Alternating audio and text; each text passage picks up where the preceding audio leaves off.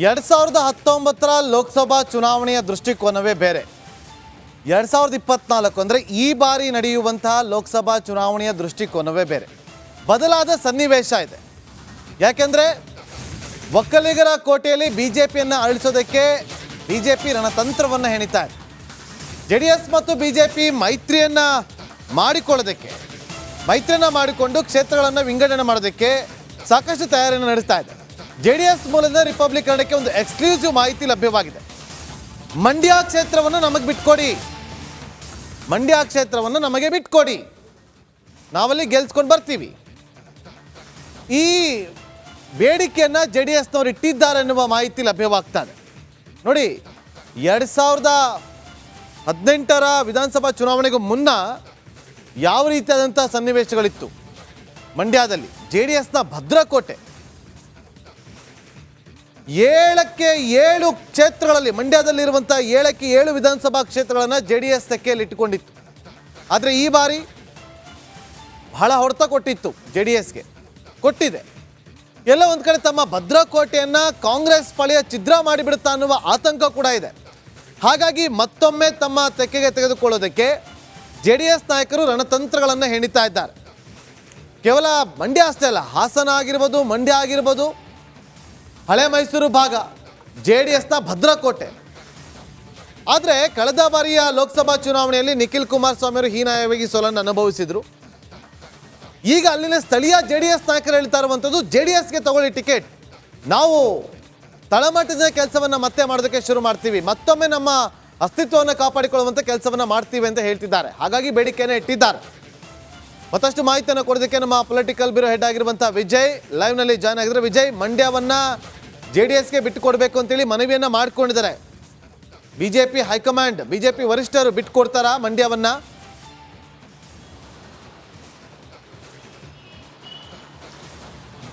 Nagendra Babu, BJP JDS ಮೈತ್ರಿ ಆದಾಗಿನಿಂದ ಒಂದು ಅಂದರೆ ಎಷ್ಟು ಸೀಟುಗಳು ಬಿಜೆಪಿ ಜೆಡಿಎಸ್ಗೆ ಹೋಗ್ಬೋದು ಅನ್ನೋ ಒಂದು ಲೆಕ್ಕಾಚಾರ ಶುರುವಾಗಿರುವಂಥದ್ದು. ಅದರಲ್ಲಿ ಬಹಳ ಪ್ರಮುಖವಾಗಿ ಈಗಾಗಲೇ ಕೂಡ ಬಿಜೆಪಿಯ ಕೂಡ ಚರ್ಚೆ ಆಗ್ತಾ ಇರ್ತದ್ದು, ಅದೇ ರೀತಿ ಜೆಡಿಎಸ್ ಅಲ್ಲಿ ಕೂಡ ಚರ್ಚೆ ಆಗ್ತಾ ಇರ್ತದ್ದು, ರಾಜಕೀಯ ಕೂಡ ಚರ್ಚೆ ಆಗ್ತಾ ಇರ್ತದ್ದು. ಮಂಡ್ಯ ಮತ್ತು ಹಾಸನ ಎರಡೂ ಕೂಡ ಜೆಡಿಎಸ್ಗೆ ಸಂಬಂಧಪಟ್ಟಂತೆ ಈಗಾಗಲೇ ಕೂಡ ನಿಗದಿ ಆಗಿದೆ ಅನ್ನುವಂಥದ್ದು ಮಾತುಗಳು ಕೇಳಿ ಬರ್ತಾ ಇರುವಂಥದ್ದು. ಅದು ಇನ್ನೂ ಕೂಡ ಅಧಿಕೃತ ಆಗಿಲ್ಲ, ಅಂತಿಮ ಆಗಿಲ್ಲ. ಬಹುತೇಕ ಎರಡು ಕೂಡ ಜೆಡಿಎಸ್ಗೆ ಅಂತ. ಉಳಿದ 2 ಕ್ಷೇತ್ರಗಳನ್ನ ತುಮಕೂರು, ಅದೇ ರೀತಿ ಏನು ಕೋಲಾರ ಕ್ಷೇತ್ರವನ್ನು ಕೇಳ್ತಾ ಇರುವಂಥದ್ದು ಜೆಡಿಎಸ್.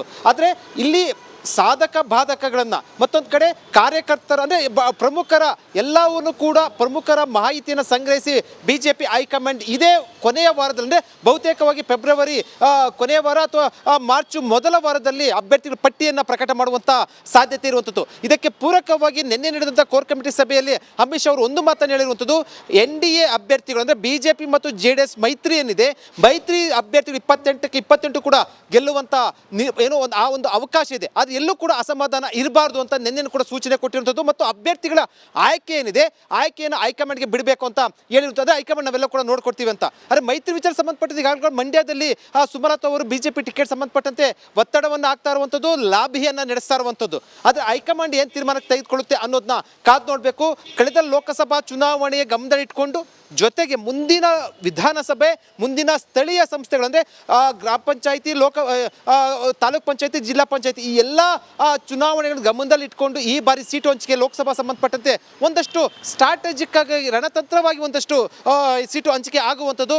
ಬಹುತೇಕವಾಗಿ ಈಗಾಗಲೇ ಕೂಡ 2 ನಿಗದಿ ಆಗಿರುವಂಥದ್ದು ಜೆಡಿಎಸ್ಗೆ. ಉಳಿದ 1 ಕ್ಷೇತ್ರ ಹೆಚ್ಚುವರಿ ಕೊಡ್ತಾರ, ಅಥವಾ 3 ಕೊಡ್ತಾರ, ಅಥವಾ 4 ಕೊಡ್ತಾರ ಅನ್ನುವಂಥದ್ದು ಕಾದು ನೋಡಬೇಕಾಗಿದೆ. Nagendra Babu. Okay, thank you Vijay ನಿಮ್ಮೆಲ್ಲ ಮಾಹಿತಿಗಾಗಿ.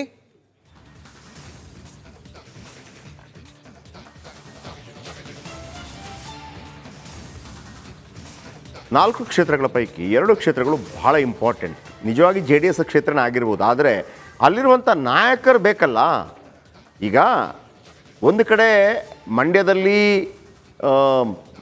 ವಿಜಯ್ ಮಾತಾಡ್ತಾ ಇದ್ರು, ನಾನು ವಿಜಯ್ ಜೊತೆ ಕೂಡ ಮಾತಾಡ್ತಾ ಇದ್ದೆ. ಯಾಕಂತಂದರೆ JDSಸೇ ಒಂದು ರೀತಿಯಲ್ಲಿ ಕಾಲು ಹಿಂದಕ್ಕಿಟ್ಟಿದೆ, ನಮಗೆ ಬೇಡ ಅನ್ನುವಂಥ ರೀತಿಯಲ್ಲಿ. ಅಂದರೆ ಅಲ್ಲಿ BJP ಗೆಲ್ಲತ್ತೆ ಅಂತಲ್ಲ, ಅಲ್ಲಿ ಕಾಂಗ್ರೆಸ್ಸೇ ಗೆಲ್ಲತ್ತೆ ಅಂತ ಆ ಥರ ಇದೆ.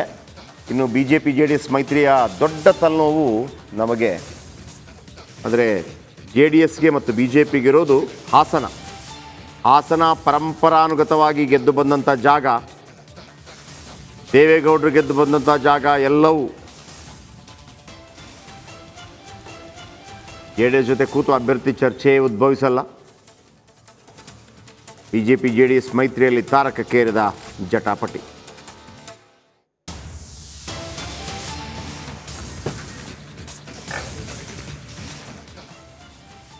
ಇನ್ನೇನು ಲೋಕಸಭಾ ಚುನಾವಣೆ ಹತ್ರ ಬರ್ತಿದೆ. ಆದರೆ ಈ ಎಲ್ಲ ಡೆವಲಪ್ಮೆಂಟ್ಗಳ ಮಧ್ಯೆ ಹಾಸನದ ರಾಜಕೀಯ ಕಳೆದ ವಿಧಾನಸಭಾ ಚುನಾವಣೆಯಲ್ಲಿ ಪ್ರೀತಮ್ ಗೌಡರ ವಿರುದ್ಧ ಹಾಸನಕ್ಕೆ ಬಂದು ಹಾಸನವನ್ನು ವಿಶೇಷವಾಗಿ ಪರಿಗಣಿಸಿ ಪ್ರೀತಮ್ ಗೌಡರ ವಿರುದ್ಧ ಚುನಾವಣೆ ನಡೆಸಿದಂಥ ಕುಮಾರಸ್ವಾಮಿ ಈಗ ಪ್ರೀತಮ್ ಗೌಡ ನಮ್ಮ ತಮ್ಮ ಅನ್ನುವಂಥ ಮಾತನ್ನ ಹೇಳ್ತಾ ಇದ್ದಾರೆ. ಇದು ಮೈತ್ರಿ ಒಂದು ಎಫೆಕ್ಟ್ ಅಂತ ಹೇಳ್ಬೋದು. ಈಗ ಈ ಬಗ್ಗೆ ಮಾತನಾಡಲಿಕ್ಕೆ ಪ್ರೀತಮ್ ಗೌಡರು ನಮ್ಮ ಜೊತೆ ಇದ್ದಾರೆ. ಸರ್, ಈಗಾಗಲೇ ಕುಮಾರಸ್ವಾಮಿ ಅವರು ಏನು ಹೇಳಿದ್ದಾರೆ ತಮಗೆ ತಿಳಿದಿರುವಂಥದ್ದು. ಬೇಕಾದರೆ ಅವರಿಗೆ ಆಕಾಂಕ್ಷೆ ಇದ್ದರೆ ಅವರು ಬೇಕಾದ್ರೆ ಸ್ಪರ್ಧೆ ಮಾಡಲಿ, ಮಾತಾಡೋಣ, ಕೂತ್ ಮಾತಾಡೋಣ, ಅವ್ರು ನಮ್ಮ ತಮ್ಮ ಅನ್ನುವಂಥ ಮಾತುಗಳನ್ನು ಹೇಳಿದ್ದಾರೆ. ಜೊತೆಗೆ ಏನೋ ಚಿಕ್ಕದು ಬಿರ್ಸಿಯಿಂದ ಮಾತಾಡ್ತಾರೆ ಅಂತ ಎಲ್ಲ ಮಾತುಗಳನ್ನು ನೋಡಿದ್ದೀರಾ. ಇನ್ನೊಂದು ಕಡೆ ನಮಗೆ ಟಿಕೆಟ್ ಸಿಗುತ್ತೆ ಅನ್ನುವಂಥ ಮಾತುಗಳನ್ನು ಅಂದರೆ ಸಹಜವಾಗಿ ಆಕಾಂಕ್ಷೆಯನ್ನು ವ್ಯಕ್ತಪಡಿಸಿದ್ರೆ ಏನು ಹೇಳ್ತೀರಾ ಸರ್ ಈ ಎಲ್ಲ ಬೆಳವಣಿಗೆ? 23ರಲ್ಲಿ ಪ್ರೀತಮ್ ಗೌಡನ್ ಸೋಲ್ಸಿ ಅಂತ ಹೇಳಿದ್ರು. ಸೋಲ್ಸಿ ಅಂತ ಹೇಳಿದಾಗಲೂ ಜನ 78,000 ಓಟ್ ಹಾಕಿದ್ದಾರೆ. ಗೆಲ್ಸಿ ಅಂದಿದ್ದ ಪಕ್ಷ ಅವರು ಶಕ್ತಿವಂತರಿದ್ದಾರೆ ಪಾಪ, 84,000 ಓಟ್ ತಗೊಂಡಿದ್ದಾರೆ. ಆ 84,000ದಲ್ಲಿ 44,000 ಎಲ್ಲಿ ಕಳೆದೋಗಿದೆ ಅನ್ನೋದು ನೀವು ಫಸ್ಟ್ ಹುಡ್ಕೊಬಿಟ್ರೆ, ಅದಾದ್ಮೇಲೆ ಪ್ರೀತಮ್ ಗೌಡ ಬಿರ್ಸಾಗಿ ಮಾತಾಡ್ತಾರೆ, ಯುವಕರು ಅದೆಲ್ಲ ಆಮೇಲೆ ಮಾತನಾಡೋಣ.